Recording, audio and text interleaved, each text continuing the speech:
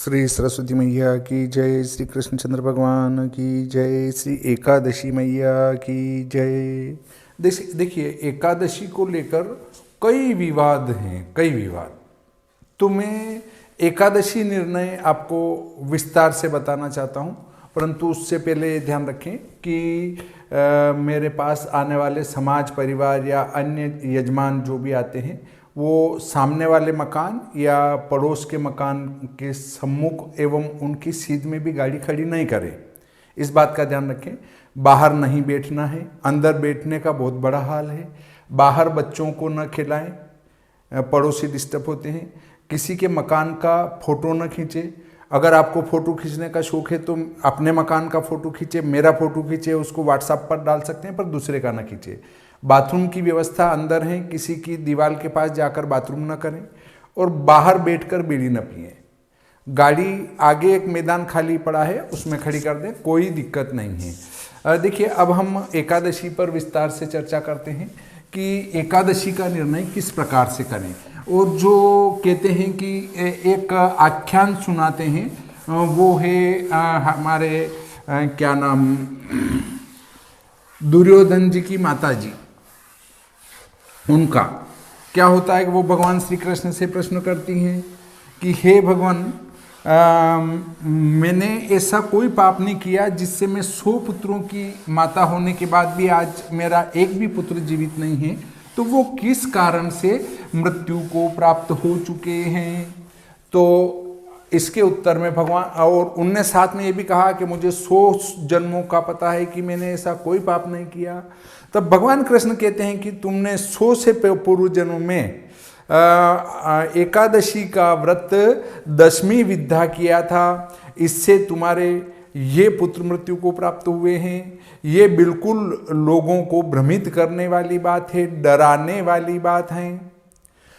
एकादशी माता की उत्पत्ति के संबंध में बात आती है कि मूरा नाम का राक्षस मारने के लिए जब भगवान कई वर्षों तक युद्ध करते रहे और अंत में जाकर एक स्थान पर सो जाते हैं और मूरा उनको मारने को उद्यत होता है, तो उनके शरीर से एक कन्या प्रकट होती है। वो उसके हुंकार मात्र से वो राख का ढेर हो जाता है। इसके बाद भगवान अपनी योग निंद्रा से उठकर उस कन्या को वर देते हैं कि तू एकादशी नाम से प्रसिद्ध होगी और मुझे प्रिय होगी। जब भगवान को वो तिथि प्रिय है एकादशी, और बात ही एकादशी की कर रहे हैं, तो लोगों को डराकर द्वादशी का व्रत करने के लिए क्यों मजबूर किया जा रहा है। किसी भी तिथि का व्रत कर लेने से न संतान मरता है, न पुत्र मरता है, न पुत्री मरती है, न पौत्र मरता है, न पौत्री मरती है, न पत्नी मरती है, न पति मरता है। कोई नहीं मरता है व्रत कर लेने से।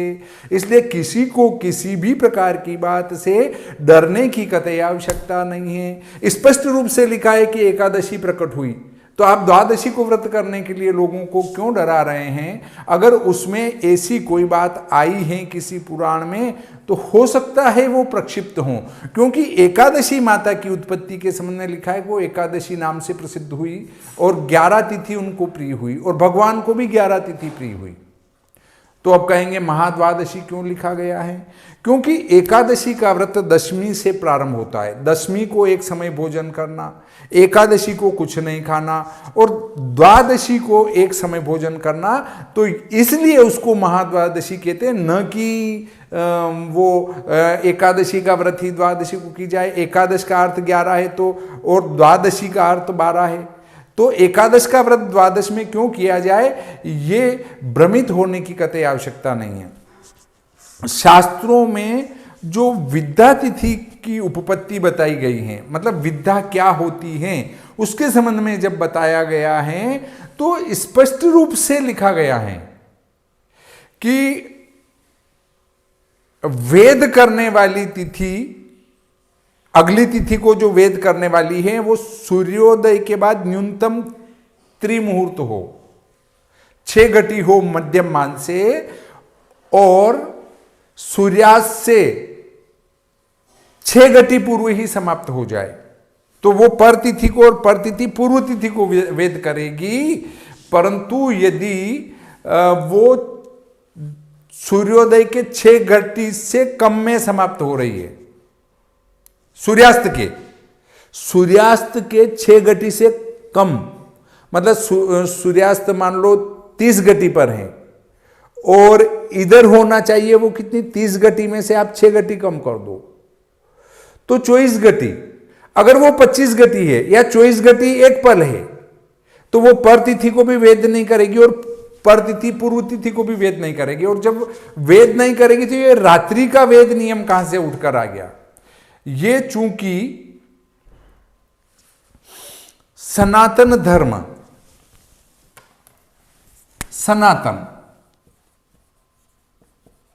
सनातन से निकली बिंदु, एक पंथ चला, वो आज पंथ इस्लाम बन गया।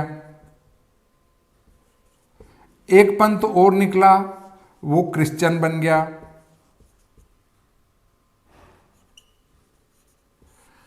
और पंथ निकला, जैन बन गए। और पंथ निकला, सिख बन गए।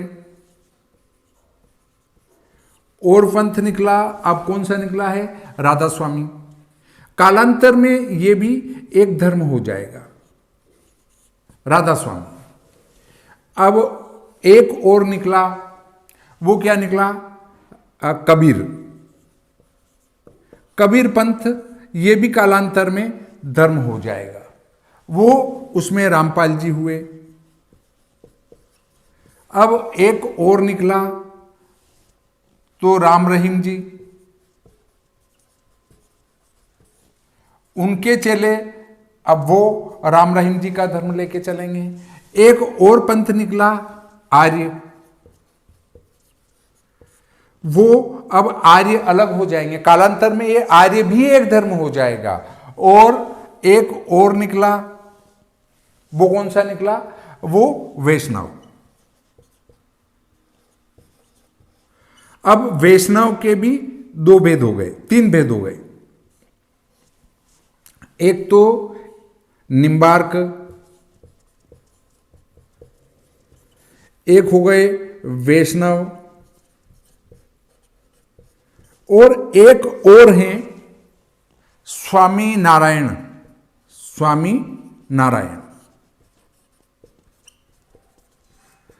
अब ये सभी एक दूसरे का किसी का कोई मानने को तैयार नहीं है, चूंकि यहां सनातन के धर्मगुरु शंकराचार्य जी हैं।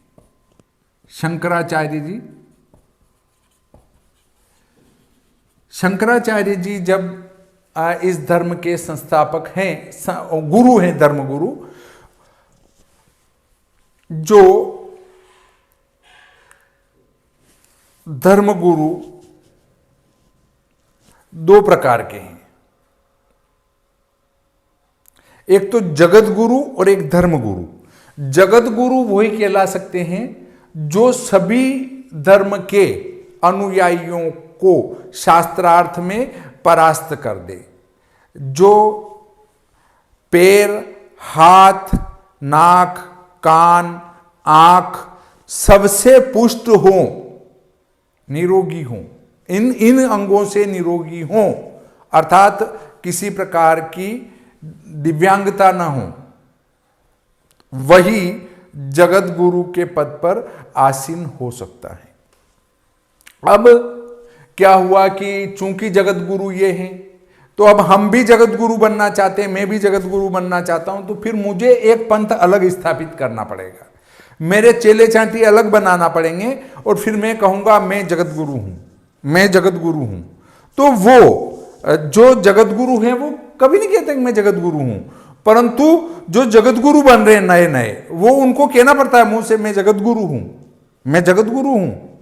हाँ, तो ये फिर क्या हुए कि इनने निकाला कि भाई एकादशी का निर्णय जब किसी के समझ में नहीं आया तो उनने एक नया नियम स्थापित कर दिया, नहीं ये नहीं चलेगा, अपना नियम ये स्थापित कर दो। अलग एक नियम की परिपाटी स्थापित करी। उस परिपाटी में ये कहते हैं दशमी 45 घटी हो तो एकादशी का व्रत द्वादशी को करना। ये कहते हैं कि दशमी 56 घटी हो तो द्वादशी को व्रत करना। अब एक ही पंथ वैष्णव पुष्टि मार्गी संप्रदाय वाले एक कहते हैं 45 घटी का वेद मान्य, एक कहते हैं 56 घटी का वेद मान्य। तो भाई आपके ही दो ग्रुप हैं, वो कह रहे हैं ये बात है, एक कह रहे हैं ये बात है। तो पहले तो ये निर्णय किया जाए कि वो जो 100 पुत्र गांधारी जी के मरे वो 45 घटी दशमी का वेद वाली एकादशी का व्रत करने से मरे या 56 घटी वेद वाली एकादशी का वेद करने से मरे। अगर पुत्र पौत्र की मृत्यु होती है विद्या एकादशी का व्रत करने से, तो फिर निम्बार्क वाले तो 45 घटी का वेद कह रहे हैं, अर्थात दशमी अगर 45 घटी या उससे अधिक हैं तो एकादशी विद्या होगी, और एकादशी विद्या होगी तो उसका व्रत नहीं कर सकते, द्वादशी को व्रत करना पड़ेगा, ये निम्बार्क मार्ग वाले कहते हैं। और 56 घटी का वेद वैष्णव वाले कहते हैं, तो वो कहते हैं कि 56 घटी का वेद, एक कहीं सुनने में आया है मेरे कि 56 घटी से ऊपर अगर एक पल भी जो हमारी एक दशमी है तो वो अरुणोदय वेद होता है, और अरुणोदय वेद वाला व्रत कर लेने से पुत्र पौत्र की मृत्यु हो जाती है। तो देखिए फिर निम्बार्क वाले तो कपाल वेद कह रहे हैं, तो कपाल वेद वाली एकादशी का व्रत करने से पुत्र पौत्र की मृत्यु हो जाती है। ये मैं नहीं कह रहा हूं। तो फिर हम इनकी माने या इनकी माने, इन दोनों में से किसकी बात को माना जाए? हम इस चक्कर में बिल्कुल नहीं पड़ेंगे। किसी भी एकादशी का व्रत कर लेने से किसी की संतान की मृत्यु बिल्कुल नहीं होती है। देखिए मैं इस पर आपको अब एकादशी निर्णय का सिद्धांत बताता हूँ। हाँ, सबसे बढ़िया ये है कि हमें द्वादशी उदय व्यापिनी द्वादशी में पारणा करना है, बस, और कोई सूत्र याद रखने की बात नहीं है। अब देखिए एकादशी शनिवार को है, दशमी शुक्रवार को है, नीचे लिख देता हूं अच्छा दिखेगा। दशमी शुक्रवार है, एकादशी शनिवार है, द्वादशी रविवार है। ये कुछ भी घटी 40 घटी 50 घटी ये 55 घटी, तो एकादशी का व्रत इसी दिन होगा, एकादशी, ठीक है। अब यदि दशमी शुक्रवार है ये आपका, परंतु इसका मान हो जाता है वो 10 घटी हो जाता है, इसका मान हो जाता है वो 4 घटी हो जाता है, और इसका मान है वो क्या हो जाता है, वो हो जाता है आपका 59 घटी। अर्थात ये शनिवार को हो गई दोनों तिथियां, ये क्षय हो गई, द्वादशी क्षय हो गई। तो द्वादशी क्षय की स्थिति में हम यदि इस दिन एकादशी करते हैं तो पारना हमारा त्रयोदशी में जाएगा, इसलिए हमें एकादशी का व्रत दशमी तिथि को करना पड़ेगा। ये बात ध्यान में रखें। ये शुक्रवार ही है और ये शनिवार और ये भी शनिवार हैं, तो एकादशी व्रत यहां होगा। अब एकादशी का क्षय हो जाता है यदि ये 10 घटी हैं और ये 59 घटी हैं, तो ये शुक्रवार को हुई, ये भी शुक्रवार को हुई, और शनिवार को आपकी द्वादशी 55 घटी हैं। तब क्या होगा कि इस दिन व्रत करते हैं तो पारना इस दिन हो जाएगा। मतलब एकादशी का क्षय है तो आपको एकादशी का व्रत दशमी को करना है। मतलब द्वादशी का क्षय हो या एकादशी का क्षय हो तो व्रत दशमी को करेंगे। अब अगले बिंदु पर हम आते हैं कि दशमी तो शुक्रवार हैं, एकादशी शनिवार हैं और द्वादशी रविवार हैं और द्वादशी सोमवार हैं। ये आपकी 55 घटी, ये आपकी 59 घटी, ये आपकी 60 घटी और ये आपकी 2 घटी। अब बात यहां आती है कि जब द्वादशी की वृद्धि हो जाती है तो हमें उदय व्यापिनी द्वादशी में पारणा करना है। तो उदय व्यापिनी द्वादशी 2 आ रही हैं, उदय व्यापिनी द्वादशी 2 आ रही हैं, तो हम कौन सी द्वादशी को पारणा करें? अर्थात त्रयोदशी से मिश्रित, त्रयोदशी से मिश्रित द्वादशी में ही पारणा होगा। तब एकादशी उठकर यहां से यहां आ जाएगी।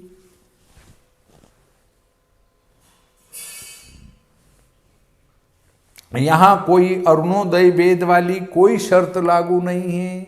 एक ही शर्त लागू है, वो ये लागू है कि त्रयोदशी से मिश्रित, त्रयोदशी से मिश्रित द्वादशी में ही पारणा किया जाता है। तो द्वादशी का व्रत एक ही स्थिति में होगा, अन्यथा कोई स्थिति लागू नहीं होगी। ये शास्त्र की व्यवस्था है, ये मेरी व्यवस्था नहीं है। अब आप कहेंगे कि अभी आपने ये कहा था कि एकादशी का व्रत, एकादश का अर्थ 11 और द्वादश का अर्थ 12। बिल्कुल ये अभी भी कह रहा हूं, परंतु शास्त्र ने ही ये व्यवस्था दी है, स्मार्त शास्त्र ने। तो उसके लिए मेरे पास भी कोई उपाय नहीं है। और उनका, शास्त्रकारों का कथन ये है कि जिस दिन पारणा किया जाए उस दिन द्वादशी के साथ त्रयोदशी एक पल भी हो, उस दिन करना चाहिए। अब अगले बिंदु पर आते हैं कि दशमी तो शुक्रवार ही है, ये शनिवार ही है, परंतु एकादशी यहां 2 दिन हो जाती है। ये भी पूरा लिख देता हूं मैं। यहां दशम शुक्रवार है, 11 शनिवार हैं और 11 रविवार हैं और 12 सोमवार हैं। तब आपको ये पता है ये कि आपको यहाँ पर पारणा करना है तो व्रत ये करना पड़ेगा। ये है 55 घटी, ये है 60 घटी, ये है 2 घटी, ये है 5 घटी। तो चूंकि इसमें व्रत नहीं किया जा सकता, क्यों नहीं किया जा सकता? क्योंकि ये क्या है, एकादशी दूसरे दिन भी है और पारणा हमें द्वादशी में करना है। तो आप कहेंगे कि चूंकि 2 घटी के बाद पारणा कर सकते हैं, नहीं कर सकते हैं। परिभाषा ये कहती है कि 12 के साथ 13 का एक पल भी होगा है, उस दिन पारणा होगा। तो पारणा इस दिन होगा, तो एकादशी का व्रत इस दिन होगा। अब अगले बिंदु पर लेते हैं। दशमी तो शुक्रवार है, 11 शनिवार हैं और 11 आपका रविवार हैं और 12 भी रविवार हैं। तब यहां पारणा कब होगा? देखिए, ये आपकी हो जाती है दशमी तिथि। दशमी तिथि हो जाती है वो 59 घटी, ये 60 घटी, ये 1 घटी और ये हो गई 59 घटी। अर्थात ये तो शुक्रवार है, ये शनिवार है, ये रविवार है और ये भी रविवार है। तो अब देखिए यहां 2 एकादशी है तो व्रत इस दिन होना चाहिए, परंतु बारस भी इस दिन समाप्त हो रही है, दूसरे दिन तेरस नहीं आ रही है। अब चूंकि यहां पर पूर्णा एकादशी का व्रत न करके इसको करना चाहिए, परंतु द्वादशी क्षय हो गई और इस दिन 1 घटी आपको त्रयोदशी मिल जाएगी, तो पारना रविवार को कर सकते हैं एकादशी का, और पारना रविवार को कर सकते हैं तो एकादशी का व्रत शनिवार को करेंगे। अगर द्वादशी एकादशी की वृद्धि और द्वादशी का क्षय हो जाता है तो एकादशी का व्रत पूर्ण एकादशी के दिन ही होगा। उसमें यहाँ इस वेद का कोई भी किसी भी प्रकार का विचार नहीं किया जाएगा। अब देखिए एक बिंदु और आता है, दशमी तो शुक्रवार है, एकादशी शनिवार है, द्वादशी रविवार है और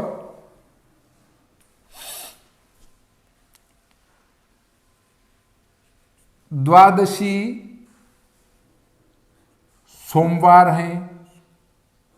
इस दिन त्रयोदशी का क्षय हो जाता है तो भी एकादशी का व्रत कहाँ होगा, वो यहां होगा। क्यों होगा? क्योंकि तेरस क्षय हो जाए उससे हमें कोई लेना देना नहीं है। बारस के साथ तेरस का योग होना चाहिए, इतनी सी बात है। तो 2 द्वादशी आती हैं, ऐसी स्थिति में त्रयोदशी क्षय हो या न हो तो भी आपको एकादशी का व्रत द्वादशी में करना पड़ेगा, क्योंकि उसके पारना का स्पष्ट बात एक ही ध्यान में रखो कि त्रयोदशी से जब द्वादशी एक पल भी मिलती हो तो उस दिन पारना होगा, इसलिए हमें एकादशी का व्रत यहां करना पड़ेगा। अब जैसे नौमी शुक्रवार है, दसवीं शुक्रवार है, 11 शनिवार है और 12 रविवार है, अर्थात इस दिन ये 2 घटी हैं, ये 59 घटी हैं, ये 55 घटी हैं और ये 50 घटी हैं। तो एकादशी का व्रत कहाँ पे होगा? दसवीं क्षय हो जाने से हमें कोई लेना देना नहीं, हमारी तो एकादशी पूरी है और इस दिन 12 को आपका क्या हो रहा है, पारना हो रहा है, क्योंकि इस दिन 50 घटी के बाद 13 आ रही है। तो ये व्रत करके यहां पारना कर सकते हैं, इसलिए एकादशी का व्रत यहां होगा। अभी जो कल एकादशी गई है, कल एकादशी गई वो भी मैं आपको बता देता हूं पंचांग लाकर कि ये है श्री भादव माता पंचांग। देखिए इसमें 6 तारीख 11 बुधवार थी और दसवीं का क्षय था, और वो चूंकि 59 घटी 6 पल थी, ये 59 घटी 6 पल थी, और एकादशी, ये निमच का मान लिख रहा हूं, एकादशी का मान था 53-26, एकादशी का मान 53-26 था। तो कई लोगों ने इस पे लोगों को डराया कि और 100 पुत्र मर गए गांधारी जी के। अरे भाई, व्रत करने से पुत्र मर जाते हैं क्या? गलत बात है बिल्कुल, लोगों को डराने की जरूरत ही नहीं है। कुछ कहते हैं, अरे गांव के पंडित कहते हैं कि वो दशमी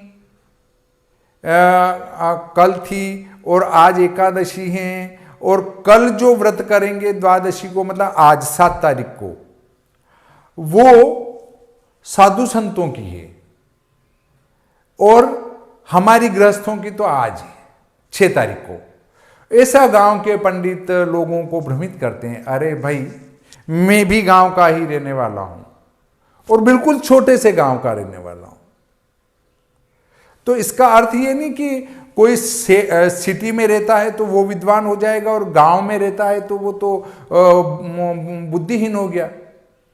गांव में रहने का अर्थ ये थोड़ी कि वहां के पंडित कुछ भी नहीं जानते हैं। गांव के पंडित भी बहुत बड़े बड़े विद्वान हैं, जो सिटी के पंडितों को परास्त कर सकते हैं।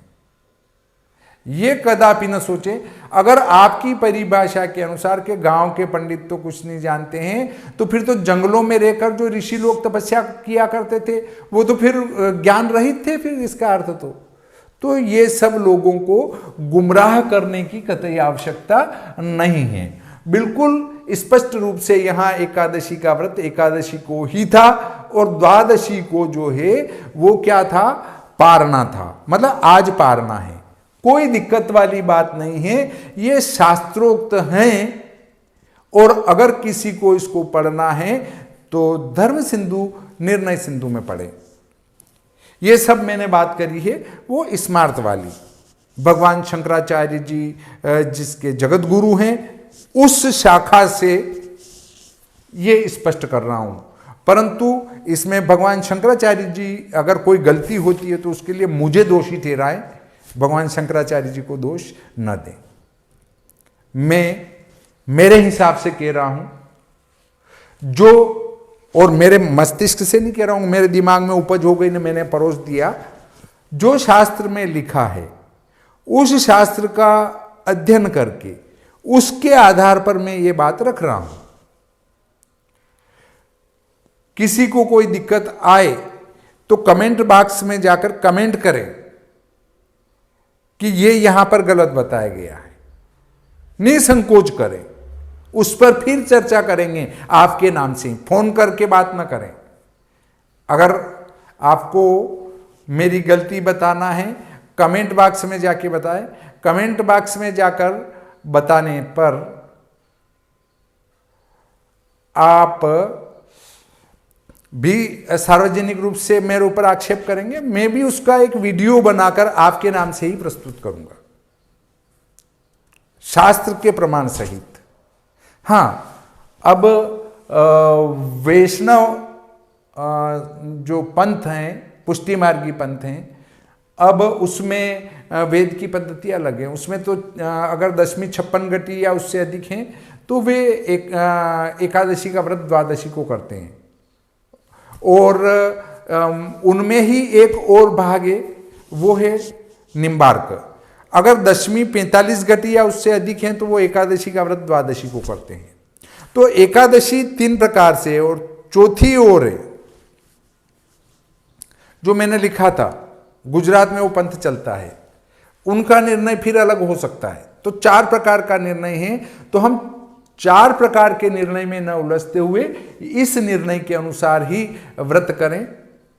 और व्रत चाहे स्मार्त करे, वैष्णव करे, निम्बार्क करे या अन्य कोई करे, उसको उसका फल निश्चित मिलेगा।